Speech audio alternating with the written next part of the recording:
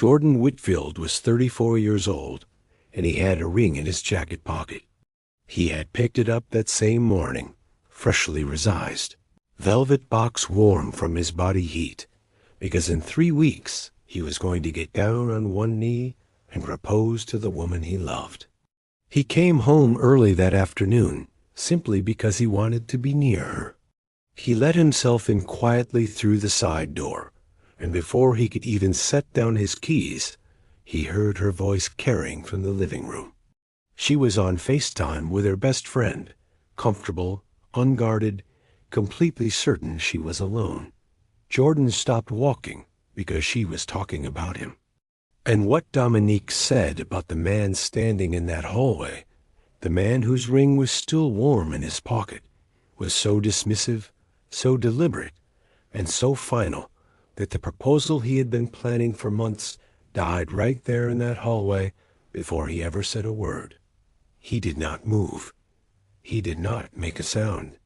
He just stood there and listened until he had heard enough. Then he walked back out of the same door he came in. And everything that happened after that, she never saw coming. Before we jump into the story, comment where in the world you are watching from and subscribe, because tomorrow's story is one you need to hear. The sky was still purple when Jordan Whitfield pulled onto the job site. Dawn had not fully broken. The street lights were still on. His truck's headlights swept across the skeleton of the house, framing exposed, roof open to the morning air, plywood stacked in the yard like a promise waiting to be kept. He cut the engine, picked up his coffee, and sat there for a moment, just looking at it. This was his favorite part of any job. Before the crew arrived, before the noise, before everything became motion and decision and problem-solving. This quiet moment, just him and the structure, when a building was stripped all the way down to what it actually was. He could read a house the way some men read faces. Every gap, every joint, every load-bearing wall. He saw it all at once, understood it all at once, knew without being told what was holding and what was failing. 8 years of working under Raymond Collier's name had given him that. 8 years of doing the work while someone else put their name on it. 8 years before he finally walked away and founded Whitfield Builds at 29, a second-hand truck, 3 good tools, and a reputation built entirely with his own hands. That was 5 years ago. The company was profitable now, growing. His crew was small but solid, and every one of them had been chosen the way Jordan chose everything, carefully and without rushing. The crew arrived at 7-0-7. 7 men. They moved with the easy efficiency of people who knew their jobs and trusted the man running the site. Jordan greeted each of them by name, asked about Marcus's daughter, who had just started middle school, asked Tito if his truck had been looked at yet.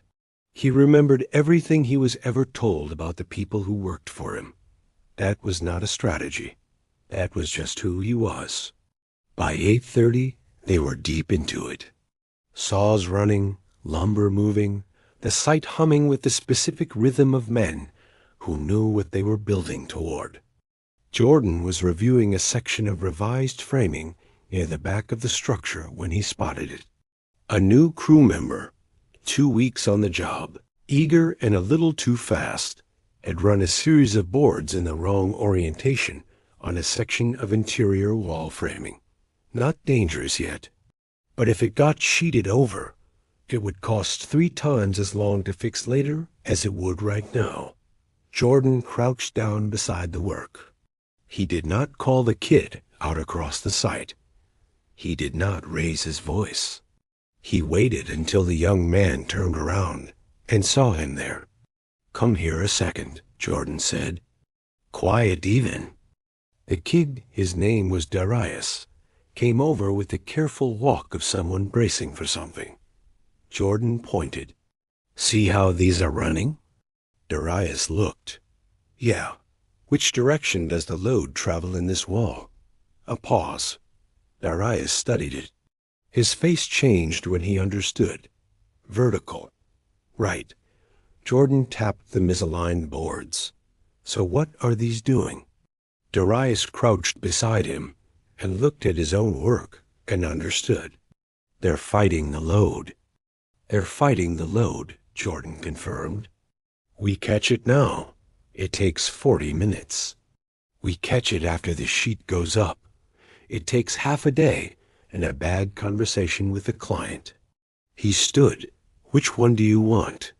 Darius was already reaching for the lumber. Take your time with it, Jordan said, and moved on.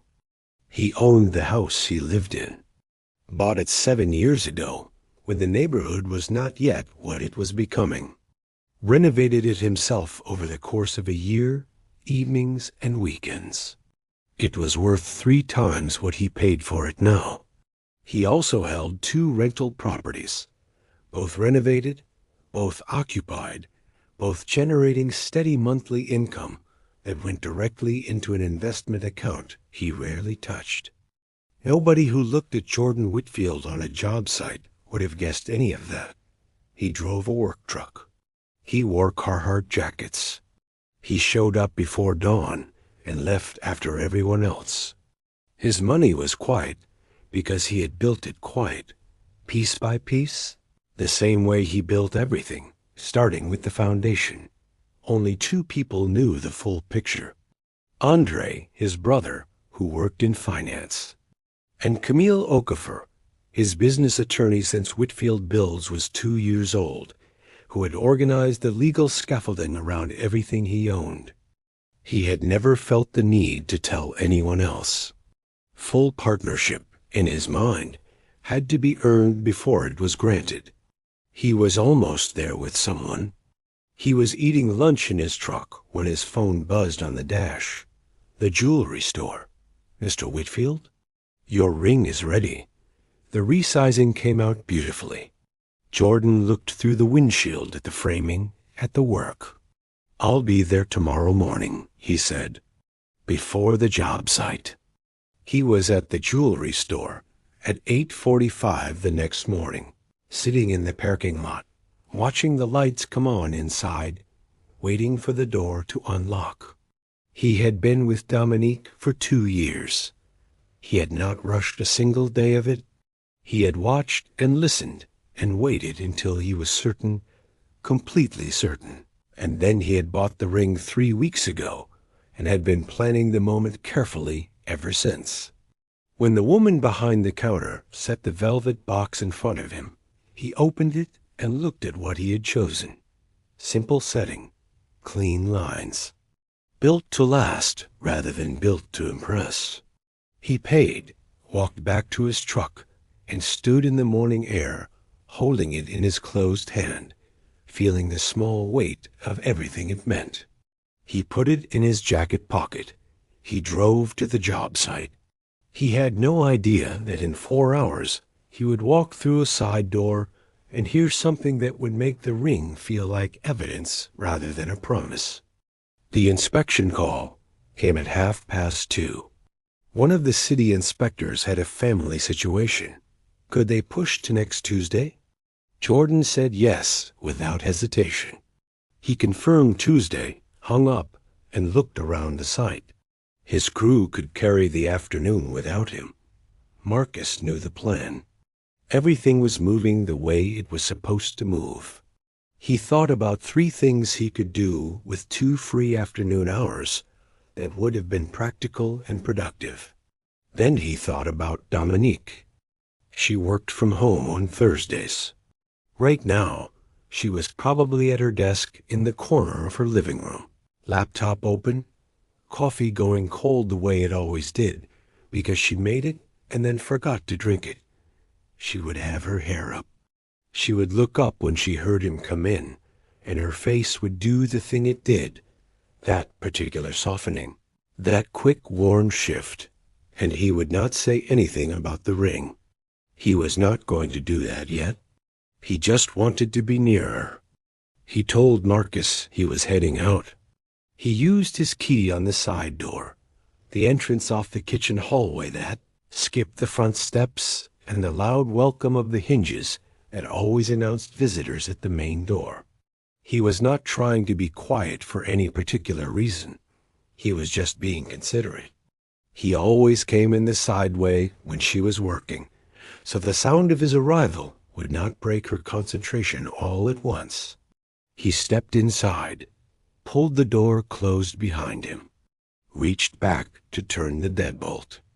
And then he heard her voice.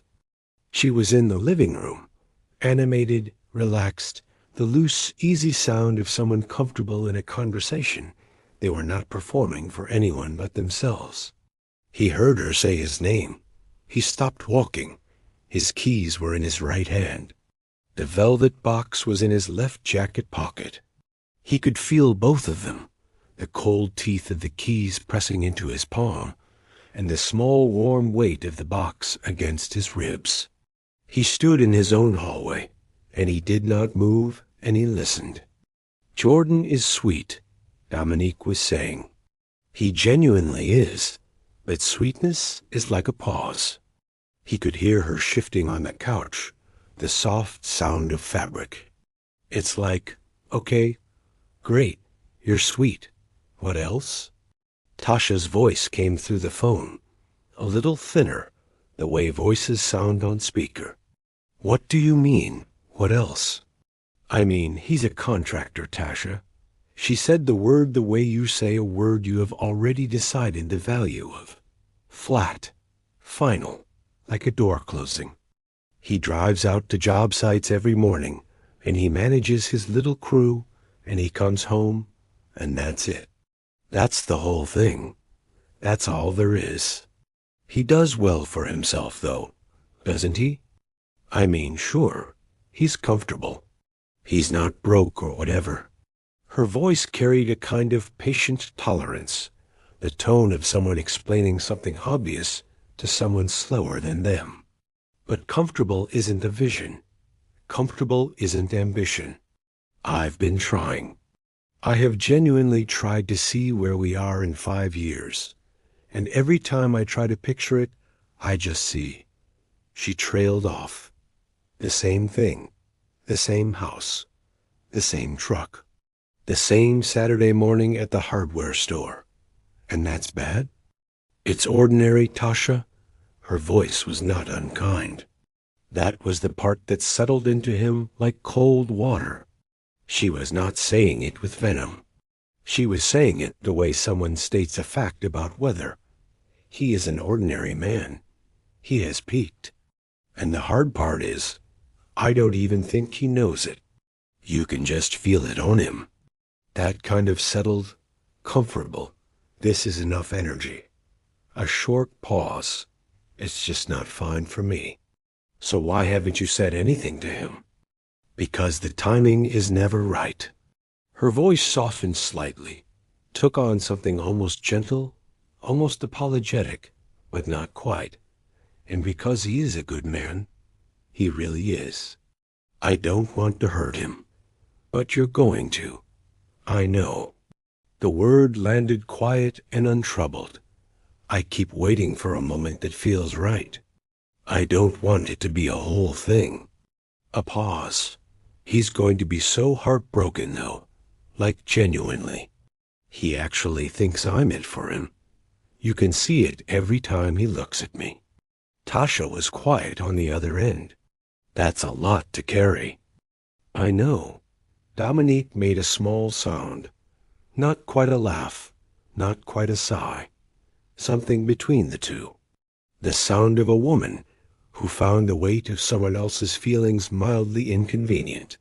It's actually kind of sad. He's out here fully committed, and I'm just... She stopped. I'm just waiting. Jordan looked down at his hand. He had not noticed that he had pressed his palm flat against the wall beside him. He moved it away slowly. Does he know about Brett? The question came from Tasha and arrived in the hallway like something dropped from a height.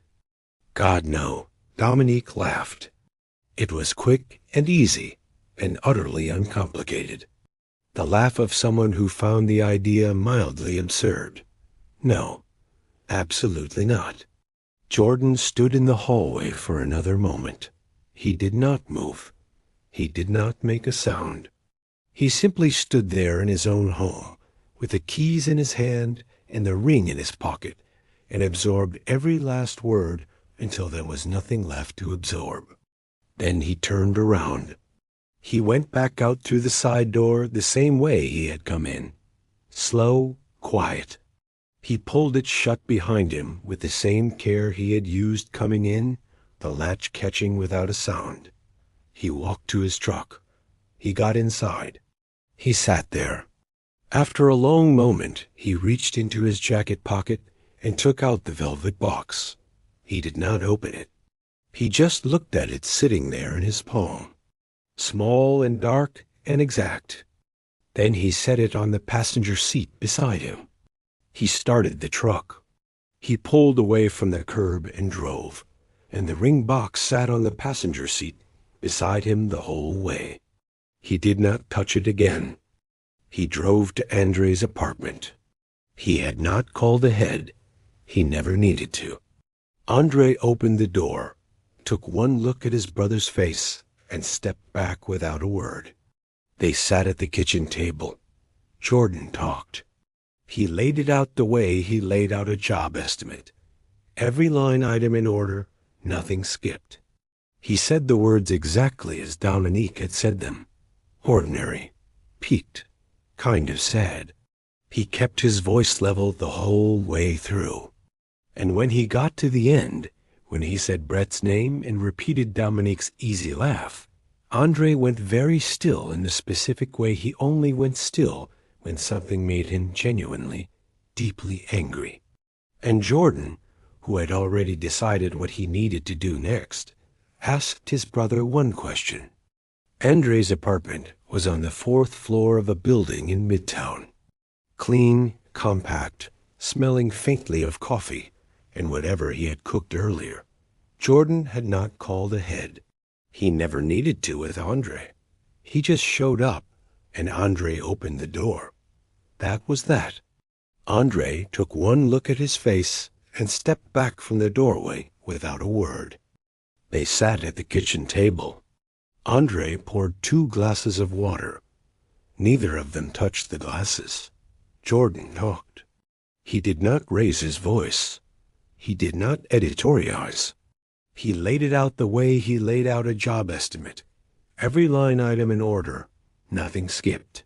Sweet, but that's all he has. Just a contractor. Ordinary, peaked, and doesn't even know it. He said the words exactly as Dominique had said them.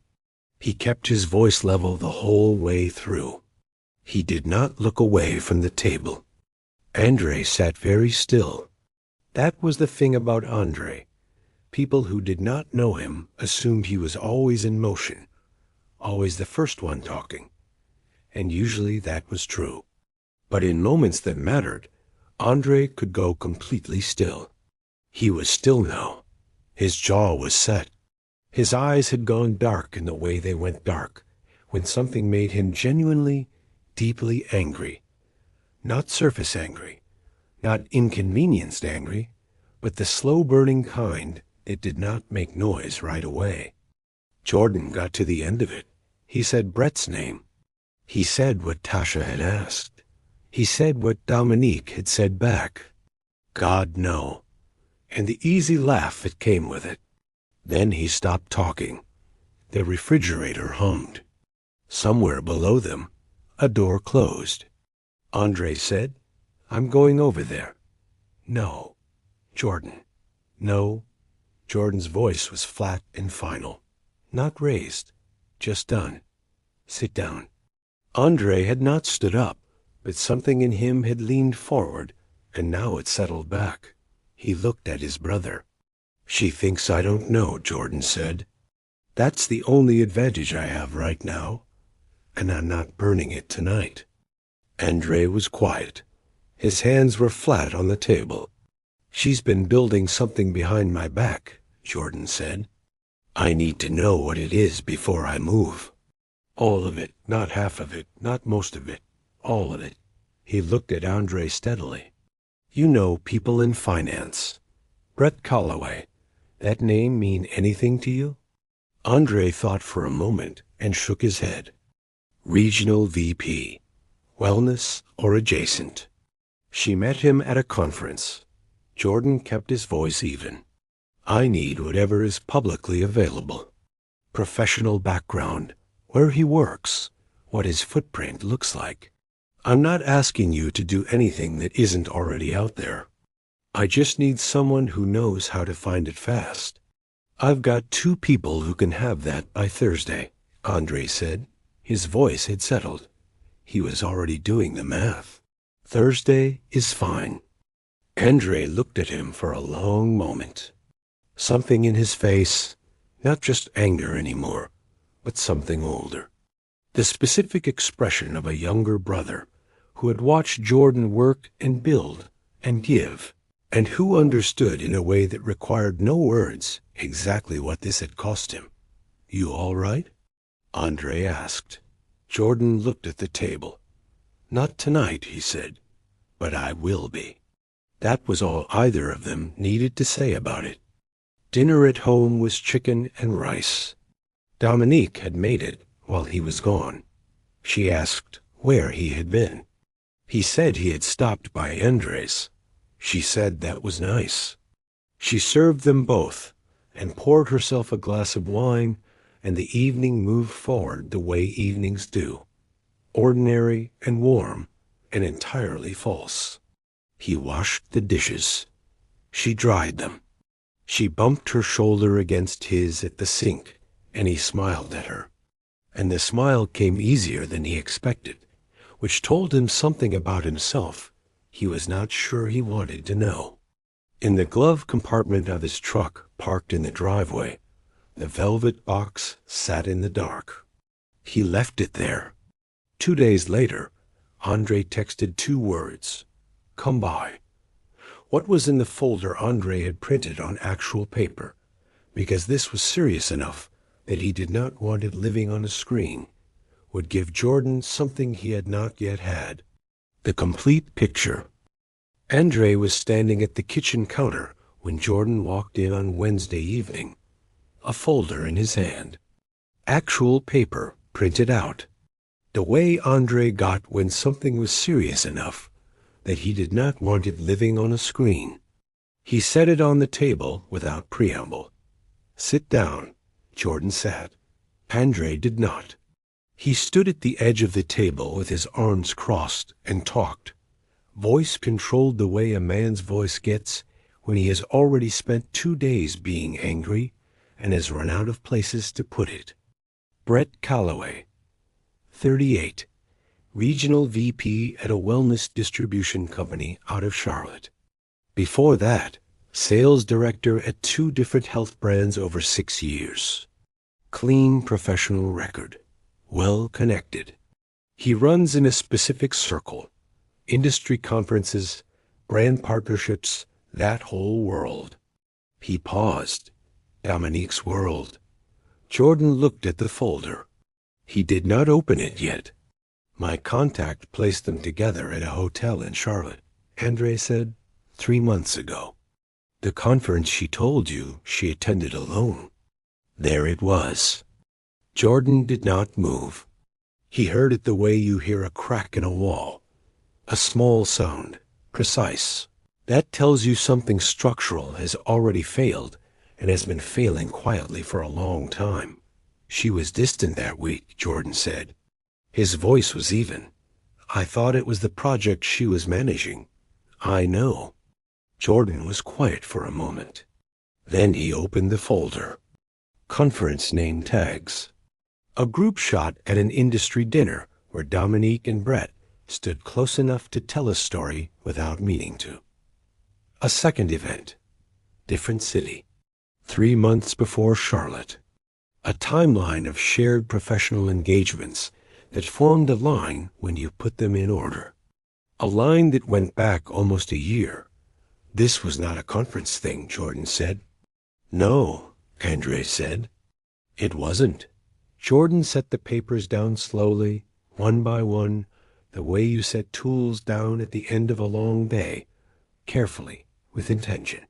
Not because they were fragile. Because he was. How many events?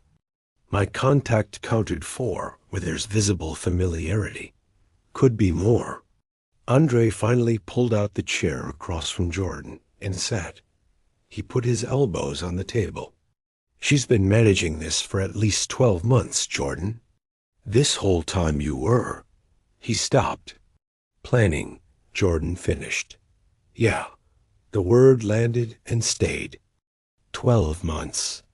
He had been pricing rings, running numbers, quietly rehearsing what he was going to say on one knee, thinking about which restaurant, thinking about whether to call her father first.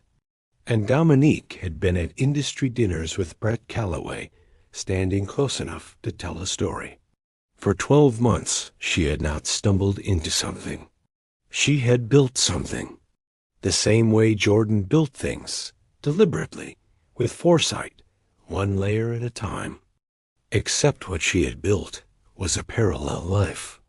And what it was built on was him standing still and trusting her completely, and never once asking the questions that apparently needed asking.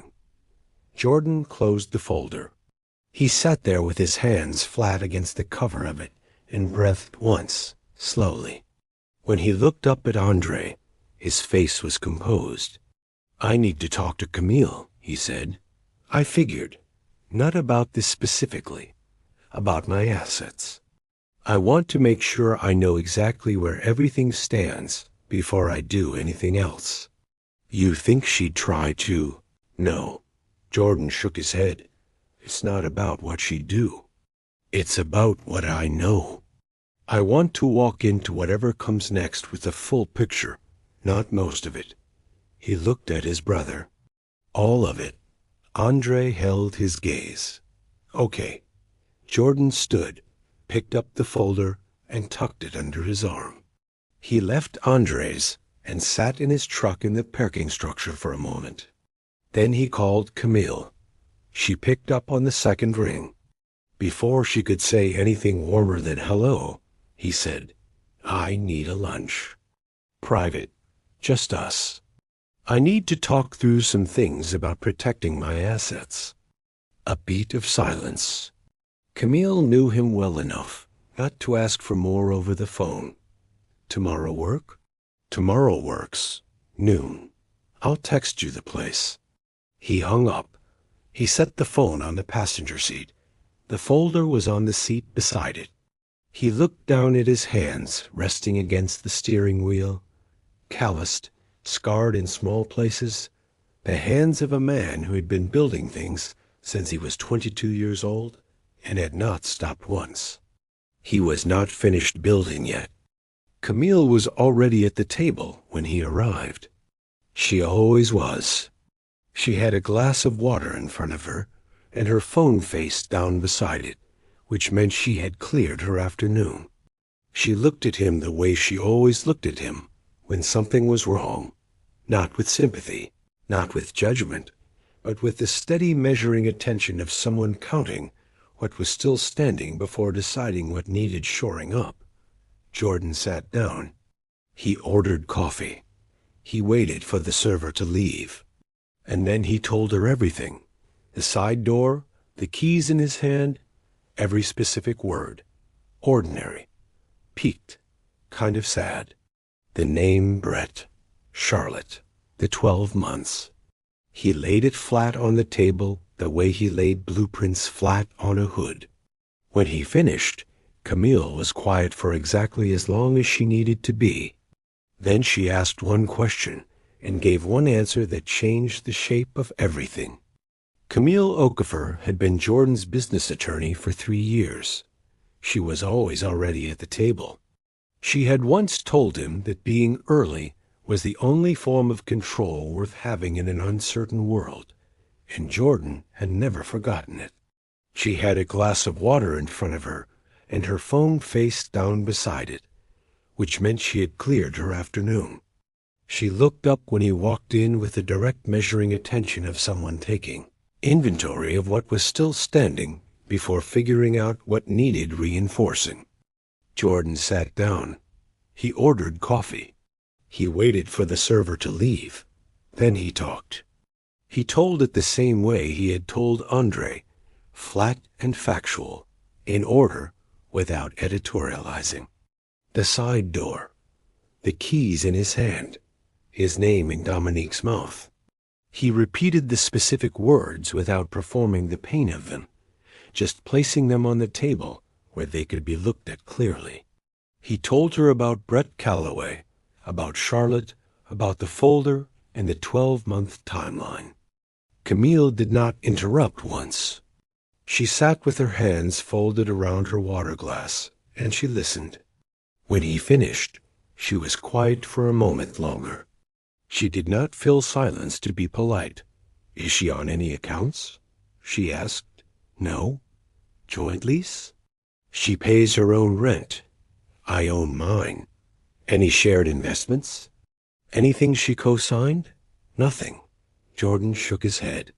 "We were not there yet. I was careful about that. Not because I suspected anything. Just because that kind of thing should be earned." Camille nodded slowly. "Then you're clean, Jordan. Whatever you decide to do next, she cannot touch any of it.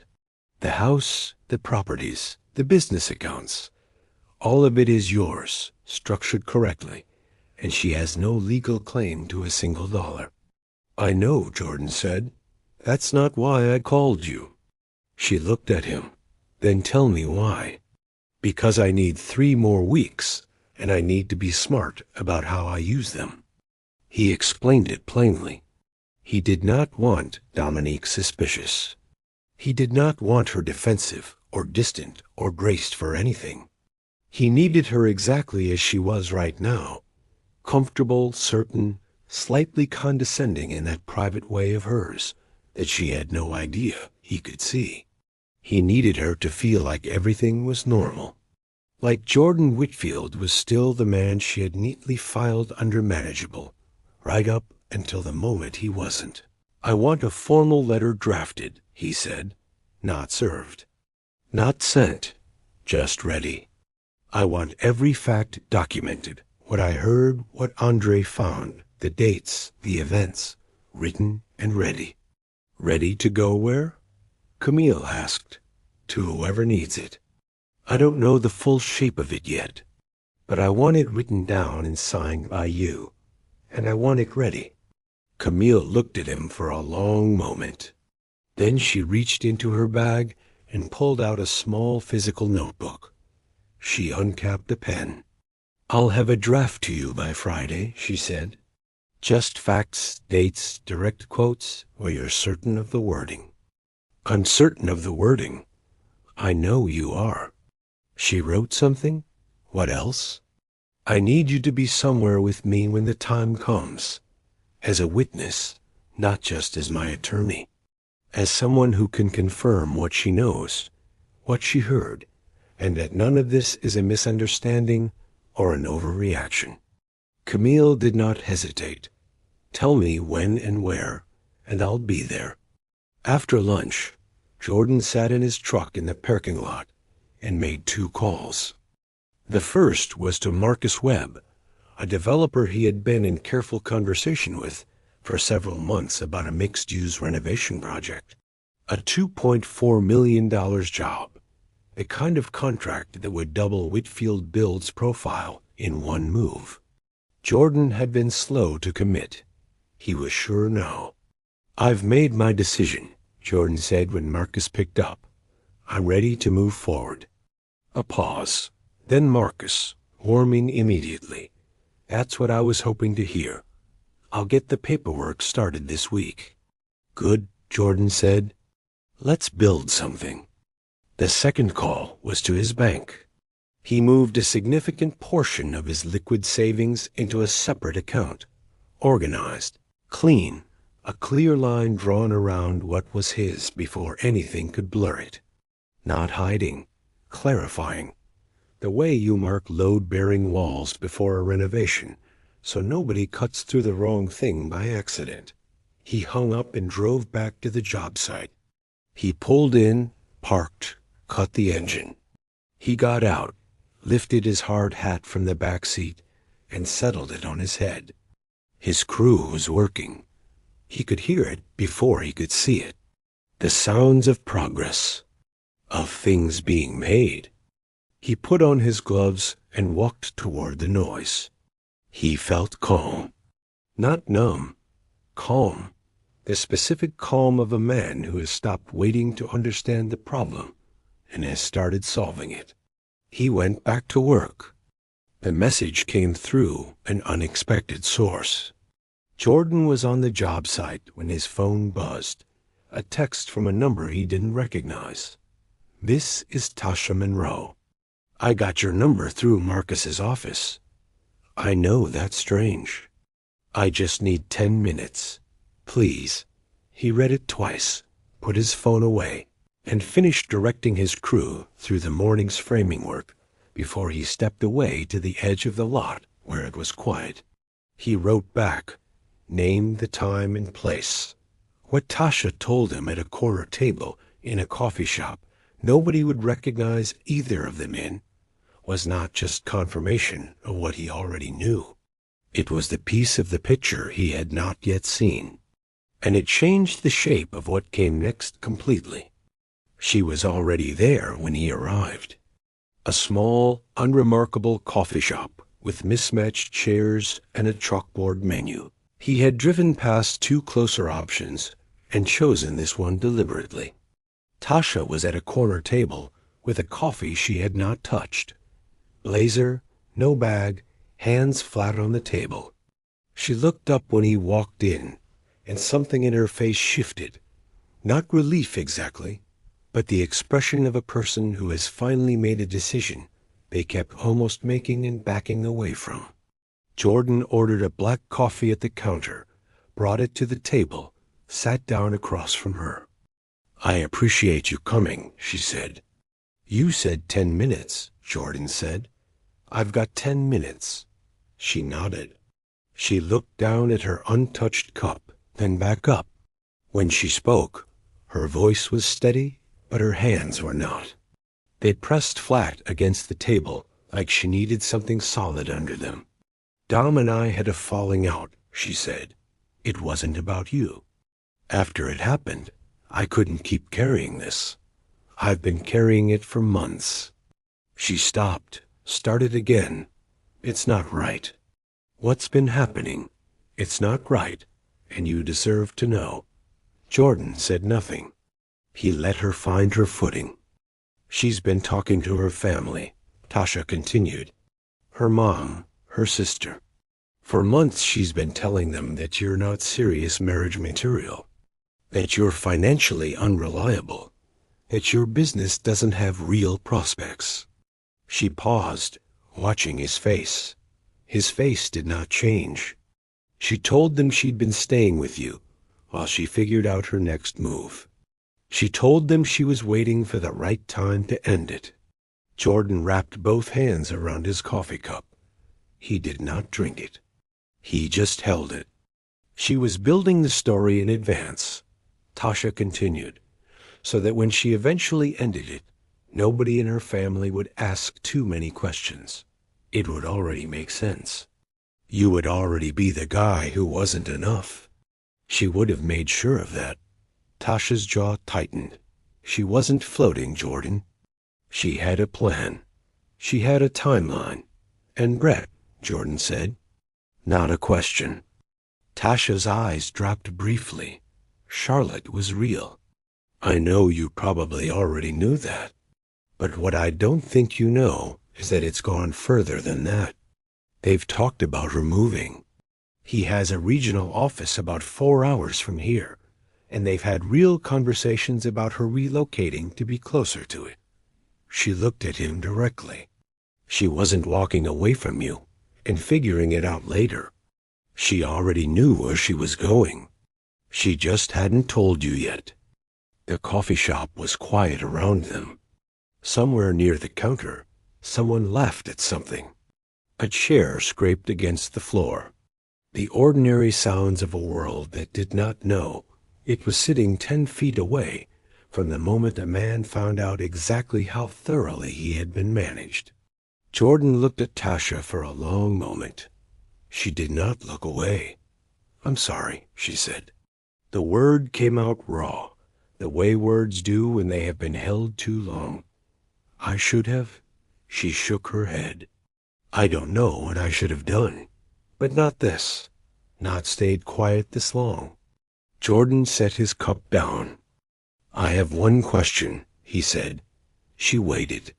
"If I needed you to say what you just told me to Dominique's face, in a room where she could hear it, would you do that?" Tasha was quiet, the kind of quiet that has weight in it. Then, yes, Jordan nodded once. He thanked her, and he meant it, not warmly, not coldly, but plainly, the way he said everything that mattered. He left money on the table for both coffees and walked out. He sat in his truck for a moment before starting it. He reached into the glove compartment and took out the ring box. He did not open it. He just held it in both hands, feeling the small, solid weight of it. The velvet worn slightly at one corner from all the times he had touched it without thinking. He thought about what Tasha had said, a timeline, a story built in advance and told to people whose opinions mattered, constructed so carefully that by the time Dominique was done with him, the explanation would already be waiting. She had made him the ending of a story he never knew she was writing. He held the ring a moment longer. Then he set it back in the glove compartment and closed it. Not yet. 3 weeks. He had given himself 3 weeks from the moment he heard her voice in that hallway, and he was nearly there. The shape of what he was building had edges now. It had dimensions. It was not just pain with nowhere to go. It was a structure, and structures he understood. He extended the invitation to Dominique on a Tuesday evening, casual as anything, while she was scrolling through her phone on his couch. His mother's birthday dinner. Small, just family. Camille was coming too. Would Dominique like to be there? She said, of course. She would not miss it.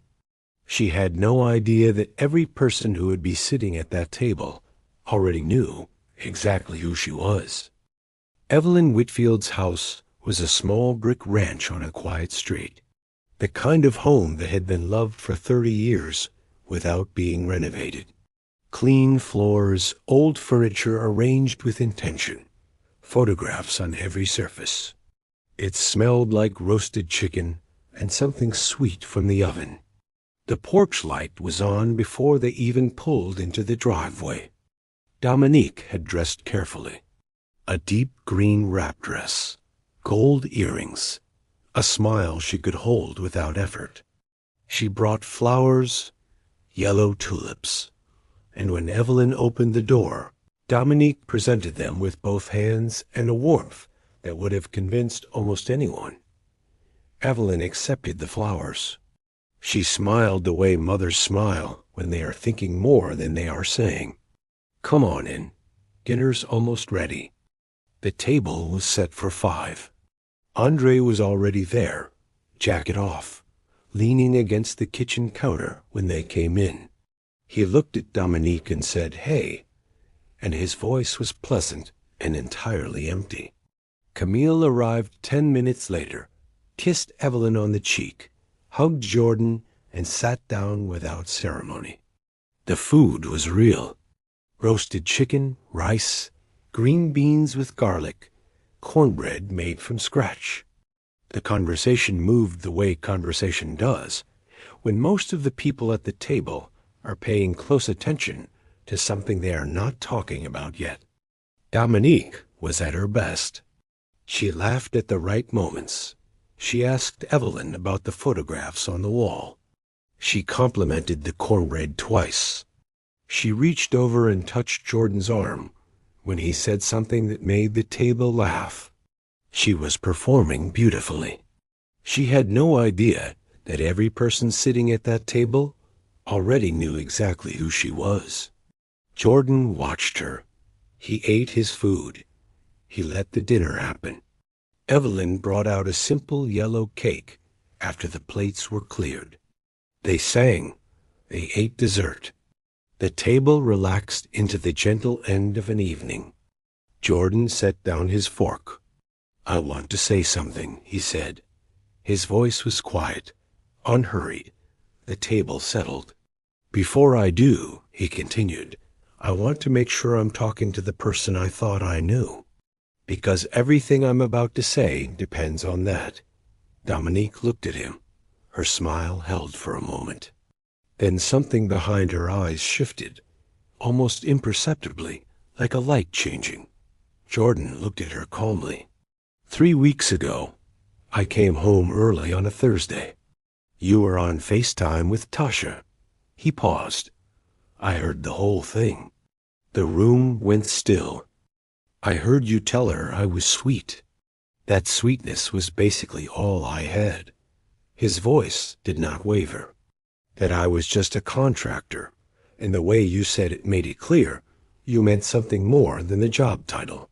That you couldn't imagine me in certain rooms. That you were embarrassed to explain what I do to people whose opinions matter to you." He looked at her directly. "You said I was ordinary. You said I had already peaked and didn't know it." He let that land. "And you said it was kind of sad that I actually believed you were the one." Dominique's face had gone very still. "That same week," Jordan continued, "I had someone look into Brett Calloway." He kept his voice level. "Charlotte was 3 months ago. The conference you said you attended alone. Your involvement with him goes back at least a year. Multiple events. Multiple witnesses." He folded his hands on the table. "And I heard from Tasha last week. She told me what you've been saying to your mother and your sister, that I'm financially unreliable, that I have no real prospects, that you've been waiting for the right moment to leave." He paused once more. "She also told me about the relocation, that you and Brett talked about you moving closer to his regional office, that you had a timeline, Dominique. You had a destination. I was just what you were doing while you waited to get there." The silence in the room was absolute.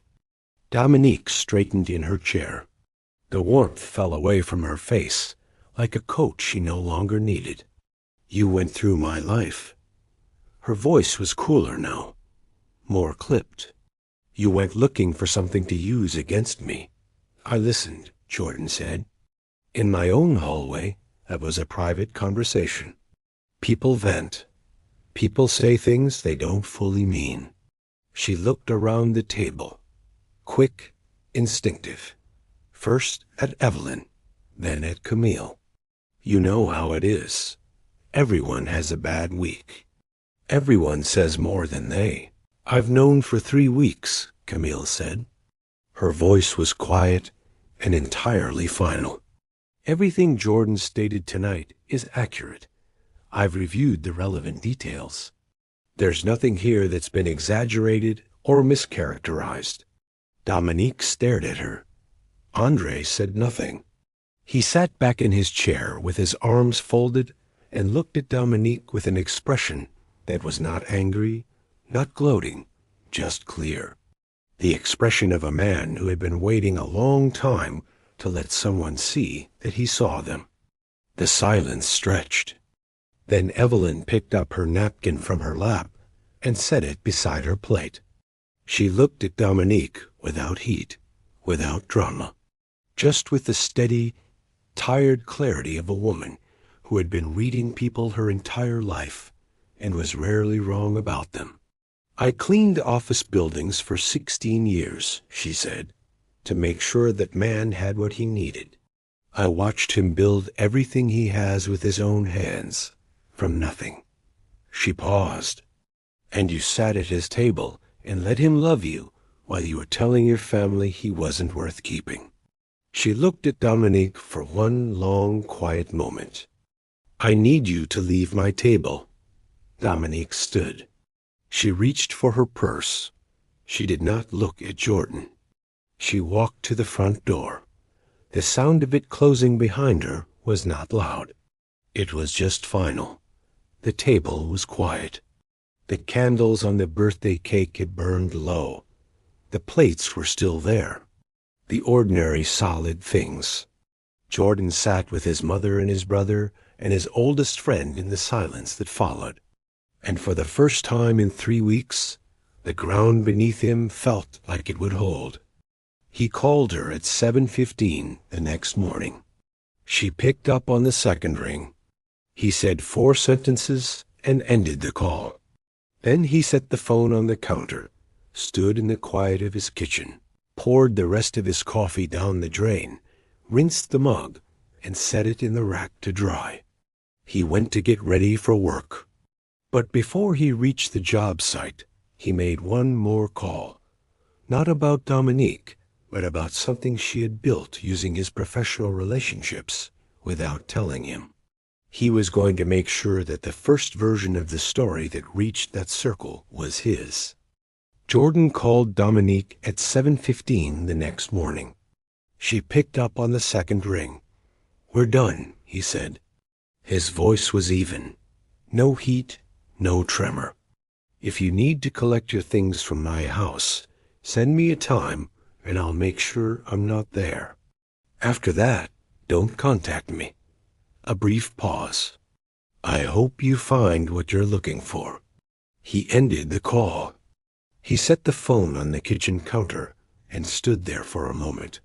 The house was quiet around him. Morning light came through the window above the sink in a long flat stripe across the floor.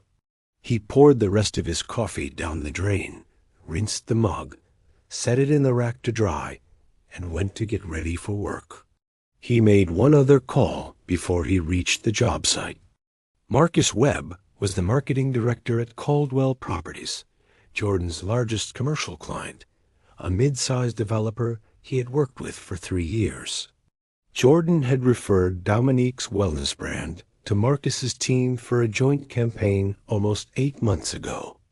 A professional bridge he had built himself, connecting 2 parts of his life that he had believed at the time were both worth investing in.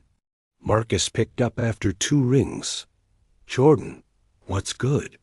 I want to give you a heads up." Jordan kept it brief, professional. "Dominique and I have separated. I don't anticipate any complications on either side, but I wanted you to hear it from me, not through the grapevine, so there's no awkwardness if her name comes up in your orbit." Marcus was quiet for a half-second. "I appreciate that. You good?" "I'm working," Jordan said. "That's the same thing." Marcus laughed quietly. "Fair enough. We'll talk soon." Jordan hung up. He pulled into the job site, parked, and got out of the truck. He had not said anything false. He had not said anything cruel. He had simply made sure that the first version of the story that reached that circle, the circle Dominique had deliberately cultivated through Jordan's own professional relationships, was his. What happened next, he did not coordinate and did not plan. Tasha was having lunch with a colleague named Priya, who worked in brand partnerships and traveled in the same professional circles as Dominique. The conversation shifted the way conversations shift when people are relaxed and off guard. And Tasha said something she had not planned to say, not everything, not a speech, just enough. That Dominique had been involved with someone seriously. That the someone had not known about another man. That the whole thing had just come apart badly. Priya knew someone in Brett's regional office. By the following Wednesday, Brett Calloway knew. He had not known. Whatever Dominique had told him about her personal life, she had managed it carefully enough that Brett had no clear picture of Jordan, his name, his reality, the 2 years he and Dominique had spent building something together. When the full shape of it reached him, Brett did not call Dominique to discuss it. He did not offer explanations. He simply went quiet in the particular way that men go quiet when they realize they have been a piece in someone else's game without being told they were playing. The relocation dissolved without ceremony. No confrontation, no dramatic ending.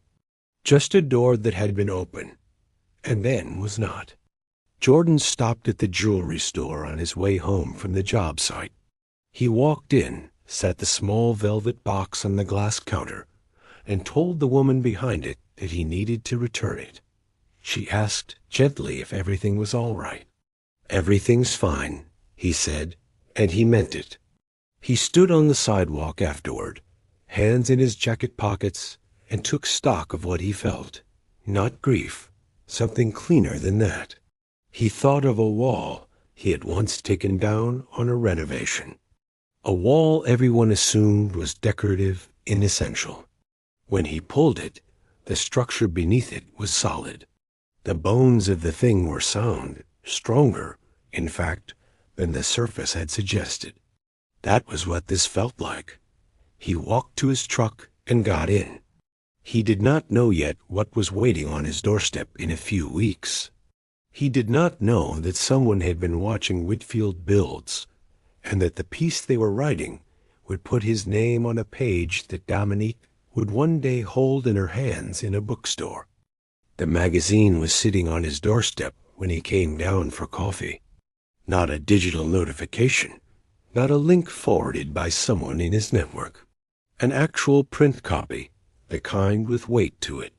Regional Architecture and Design spring issue, mailed ahead of the public release date as a courtesy to the subject of the feature.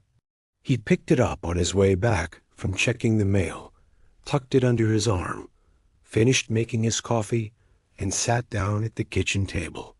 He turned to page 47.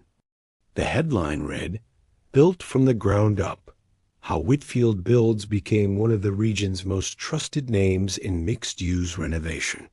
Below it, a photograph of the completed Dellwood project, the $2.4 million mixed-use renovation, finished and fully occupied, its brick facade clean and warm in the late afternoon light. Jordan remembered the day that photo was taken. He had been standing just off frame, talking to one of his crew leads about a punch list item. He had not known the photographer was shooting. He read the piece slowly, the way he read blueprints, carefully, noting the details. The writer had gotten most of it right. She wrote about Whitfield Builds doubling its staff in 14 months. She wrote about the Dellwood project, the scope of it, the timeline, the way Jordan's crew had managed a full gut renovation on a mixed-use building without a single safety incident and 4 days ahead of schedule. She wrote about Marcus Webb at Caldwell Properties, saying on record that Jordan Whitfield was the contractor you call when you want it done right the first time. She also wrote about Darius. Darius Cole was 26 years old. He had come to Jordan 2 years ago through a workforce development program. Technically sharp, still rough in the ways that a year of real job site experience would eventually smooth. Jordan had seen something in him immediately. Not just the skill, but the hunger underneath it. The specific hunger of a young man who knows he is capable of more than anyone has yet trusted him with. He had mentored him through 2 full project cycles, given him increasing responsibility, watched him earn it, and 8 months ago had offered him a junior partnership in Whitfield Builds. A formal stake, a real title, a seat at the table. The magazine quoted Darius directly. "Most people in this industry will use you. Jordan is the first person who showed me what it means to actually invest in somebody." Jordan set the magazine down and picked up his coffee. He looked out the window at his backyard. The morning was clear and cold. The third investment property, a 4-unit in a neighborhood 2 miles east, was already fully rented, cash flowing quietly in the background the way the first two did. No drama, no announcement. Just the steady accumulation of a man who understood that wealth is built in layers, not announced all at once. He thought about Dominic, not with grief, not with anger. The thought arrived, and he observed it the way you observe a passing car. It came and it went, and it meant nothing about where he was standing. He had heard, through no particular effort on his part, that she had relocated 8 months ago. A smaller market. A lateral title. The move she had planned for herself. The one involving Brett's regional office. The future she had been angling toward while Jordan slept beside her. Shrunk down to the version available after the version she wanted fell apart. He did not know the details. He did not look for them. It was not his story anymore. His phone buzzed on the table. He picked it up. A message from Tasha. Saw the feature. You deserve everything in it. That was all. No explanation. No preamble. He read it once, set the phone face down, finished his coffee. Andre had made a reservation at a good restaurant, the kind of place their mother would have said was too expensive, and then let them take her to anyway. They ordered well. They ate slowly. They talked about Evelyn, about Andre's work, about the next project Jordan was scoping. There was no heaviness to the conversation, no performance. At some point, between the main course and dessert, Andre looked at him across the table and said, "You look different than you did a year ago." Jordan asked, "Different how?" And what Andre said back, 4 words, plain and exact, was the most honest thing anyone had said to him in longer than he could name. Andre had made a reservation at a good restaurant, the kind of place with cloth napkins and a wine list organized by region, the kind of place their mother would have called too expensive and then let them take her to anyway. They ordered well. They ate slowly. They talked about Evelyn, how she had finally agreed to let Jordan replace the water heater that had been running on borrowed time for 3 years. How she had attended her church's senior trip to Savannah and come back with photographs and strong opinions about the food. They talked about Andre's work, a promotion he was modest about, but clearly proud of. They talked about the next project Jordan was scoping, a residential development on the east side. 3 single-family homes, smaller footprint than Delwood, but cleaner margins. There was no heaviness to the conversation, no performance. Just 2 brothers eating a good meal and talking about things that mattered without having to announce that they mattered. At some point, between the main course and dessert, Andre looked at him across the table. "You look different than you did a year ago," he said. "Different how?" Andre thought about it. "Like yourself," he said. "Like you're actually here." Jordan nodded once. He did not add to it. And Andre did not need him to. He drove home alone after dinner. He pulled into the driveway, killed the engine, and sat for a moment in the dark interior of the truck. The neighborhood was quiet. A porch light across the street threw a small, warm circle on the pavement. He did not think about Dominique. He thought about the East Side project, the soil reports he needed to review, a conversation he wanted to have with Darius in the morning about managing the subcontractors. He thought about the work. He got out of the truck. He went inside. The ring had been returned weeks ago. The velvet box was gone. What remained was the house he had built, the crew he had built, the business he had built, the quiet financial life he had built, all of it solid, all of it real, all of it entirely his. He thought about a wall he had taken down on a renovation years ago, a wall everyone had assumed was decorative inessential. When he pulled it, the structure beneath it was sound, stronger, in fact, than the surface had suggested. That was what the last months had been. Not destruction, exposure. And the bones of the thing, the actual structure of who he was and what he had built, had not moved at all. He had just needed to see it clearly. He went inside. He got to work.